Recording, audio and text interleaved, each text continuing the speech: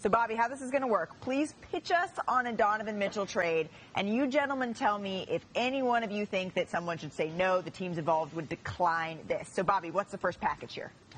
Well, the first package is the RJ Barrett package. Remember, the Knicks have 8 first-round picks that they can include in a trade. So when you look at RJ Barrett, Derrick Rose, Cam Reddish, we're not giving all 8 first-round picks, 5 first-round picks, including 4 protected first. That would go to the Utah Jazz in that type of package there, Malika. Interesting. All right. So, Tim, would you say no to this, McMahon?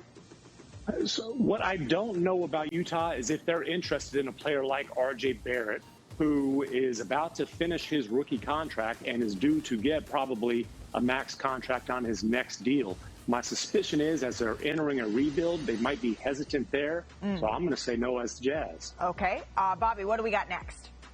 Well, this is the picks package, right? Not all 8, but we're going to put 7 first-round picks in the deal, and we're going to do Evan Fournier, Quentin Grimes, and Cam Reddish. I think, Malika, you can swap out Fournier for the expiring contract of Derrick Rose if you want to, as far as for there. And that actually might be the most appealing package if you're the Utah Jazz. Mr. Windhorst, I heard you sigh. Are you saying no to this?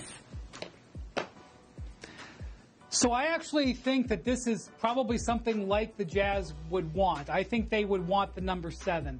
To set an all-time record. I think Ainge would love to do that in addition to setting up his team.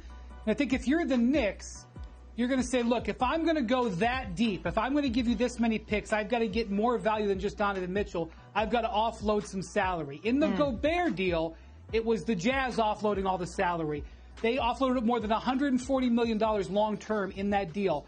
In this case, if you were going to get 7 first-round picks, I definitely want to get off of money, and Evan Fournier would help them get off of money. But it wouldn't surprise me if in initial talks, the Jazz would say, no, we don't want any long-term money. We'd rather have Derrick Rose because he's only got 1 year left on his contract. Okay, so, Bobby, I understand you have one more. Bring on the heat. What you got? We got the South Beach package here, and I think it certainly starts with Tyler Hero. Remember, we just talked about RJ Barrett as far as Hero's extension eligible. Can sign that extension this offseason. Duncan Robinson, Nikola Jovic.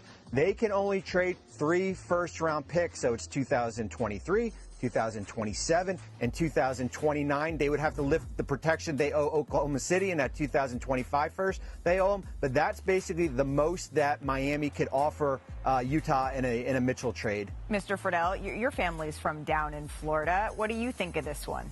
The Heat would do this deal in an instant, I feel like, Malika, but they need more picks. And if we're going to make this happen in Miami, they've got to find a way to get some more draft capital in play.